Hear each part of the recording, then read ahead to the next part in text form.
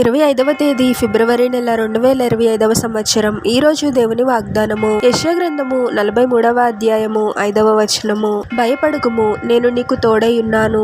తూర్పు నుండి నీ సంతానమును తెప్పించదను, పడమటి నుండి నిన్ను సమకూర్చి రప్పించదను. సహోదరి సహోదరులారా, ఇశ్రాయేలు ప్రజలు చెదిరిపోయిన స్థితిలో ఉండి ఎన్నో శ్రమలను అనుభవిస్తూ ఉన్నప్పుడు ప్రభు పలికిన మాటలివి.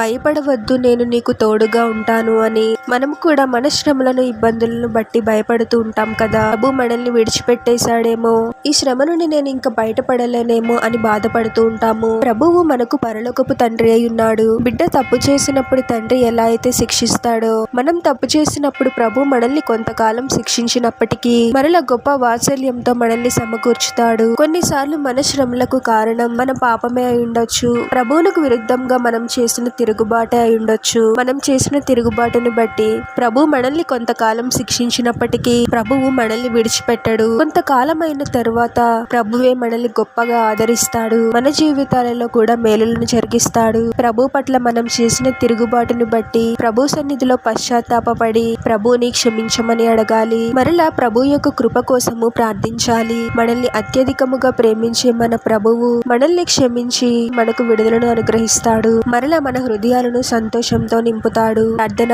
పరిశుద్ధుడు ప్రభువా, మీ పరిశుద్ధమైన పాదాలకు వేలాది వందనాలు, స్తుతులు, స్తోత్రాలు చెల్లించుకున్నాము తండ్రి. మరొక నూతన దినంలోనికి మమ్మల్ని క్షేమంగా ప్రవేశింపచేసిన దేవా, మీకే స్తోత్రం ప్రభువా. మా శ్రమలకు కారణము మా పాపమే అయి ఉండొచ్చు ప్రభువా. మీ పట్ల మేము చేసిన తిరుగుబాటు అయి ఉండొచ్చు తండ్రి. మీకు వ్యతిరేకంగా మేము చేసిన ప్రతి పాపమును క్షమించండి ప్రభువా. మా హృదయాలలో నిజమైన పశ్చాత్తాపాన్ని కలిగించండి తండ్రి. మాకు మీరే దేవుడై ఉన్నారు తండ్రి. మీరే మమ్మల్ని క్షమించి మమ్మల్ని ఆదరించండి ప్రభువా. మా పాపములను క్షమించి మీరే మమ్మల్ని సమకూర్చండి తండ్రి. అన్ని రకముల అపవాది బంధకముల నుండి యేసు నామములో మాకు విడుదలను ప్రకటిస్తున్నాము ప్రభువా. మీరే అద్భుతముగా మా శ్రమల నుండి మమ్మల్ని విడిపించి మా హృదయాలను మా జీవితాలను మీరే సంతోషంతో నింపమని ఈ ప్రార్థనలో ఏకీభవిస్తున్న ప్రతి ఒక్కరిని పేరు పేరున దీవించి ఆశీర్వదించి అభిషేకించమని, వారు చేసే ప్రతి పనిలో మీరే వారికి తోడుగా ఉండి వారిని అన్ని కీడుల నుండి అపాయాల నుండి మీరే వారిని రక్షించమని ఈ మా మనవులన్నీ యేసుక్రీస్తు వారి పరిశుద్ధ నామంలో అడిగి వేడుకొనుచున్నాము తండ్రి. ఆమెన్.